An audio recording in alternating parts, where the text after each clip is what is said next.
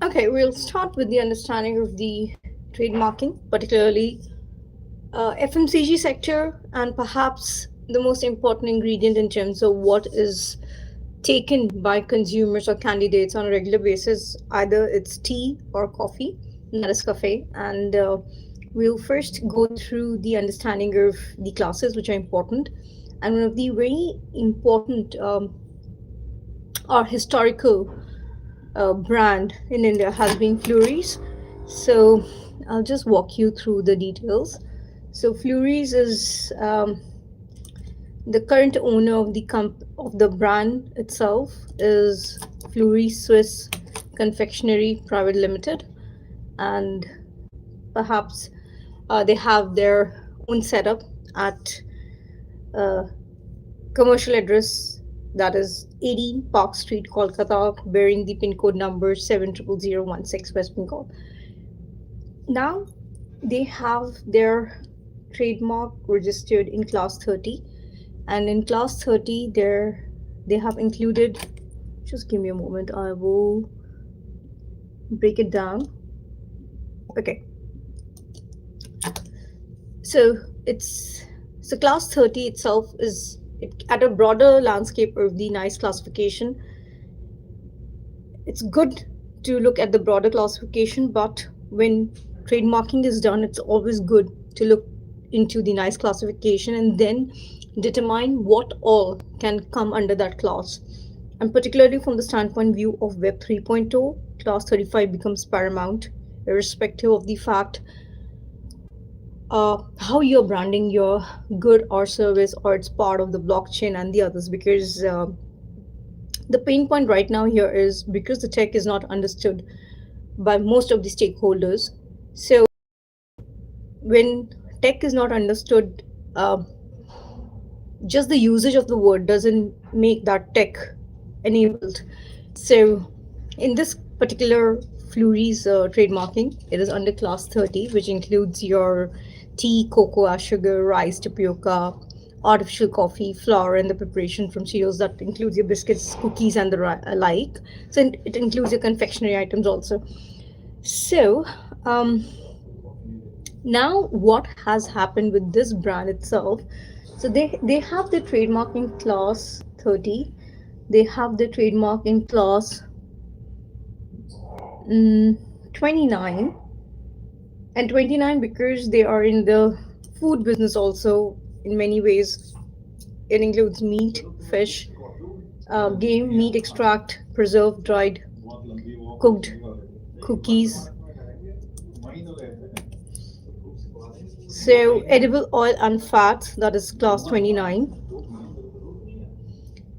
Next, what is important right now here is, um, let's look into this.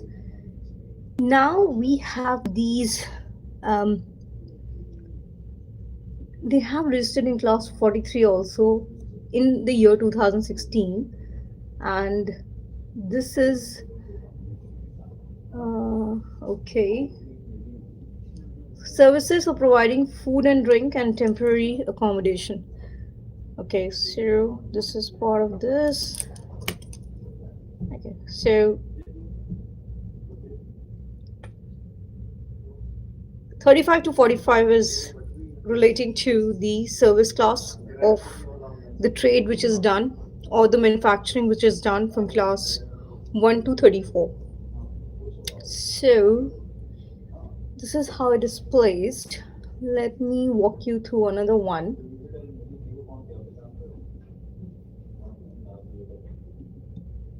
Let's go through another brand.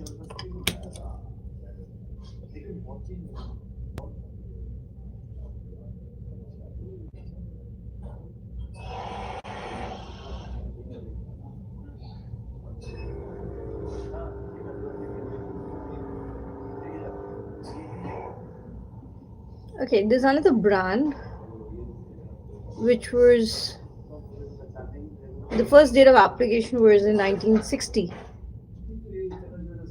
Okay, I think not required now that way. Let's look into Another mark.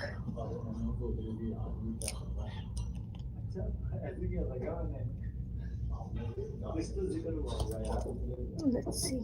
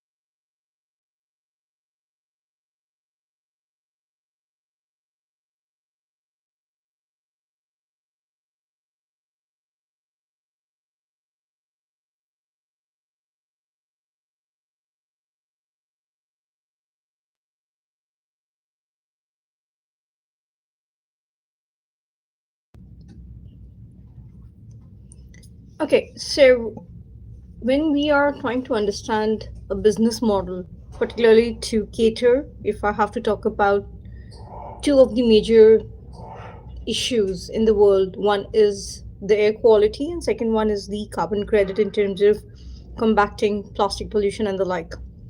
Now, when we are trying to understand the air quality, the businesses should be filing the trademark in what all classes, and particularly from the standpoint view of even if they're into white labeling and the others, they need to file in class 6, 11, 19, and 37.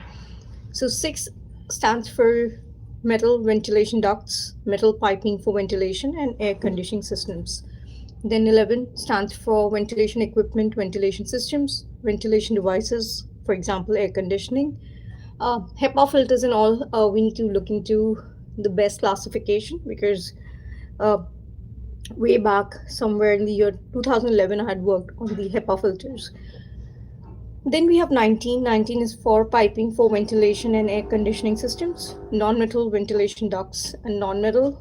37, this is particularly the service industry and how service can be packaged. And what is important here is wherever there's network, class 9 also becomes paramount, irrespective of the fact many folks don't file in class 9, but class 9 becomes very important.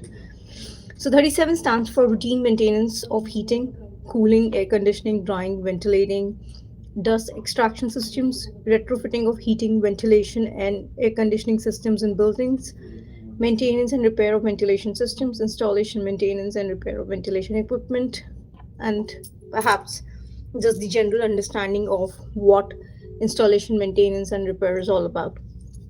So, this is a very small discussion we had from the international trademark filing point of view of filing in multiple classes and in multiple countries as and when required, but it's always good if you are getting under the Madrid protocol, at least you should have 10 to 15 countries on the table, first of all, even before you think you want to file a Madrid protocol application, because then only it is useful enough to get things done in a fast, speedy manner. Thank you for watching this out. Have a great day ahead.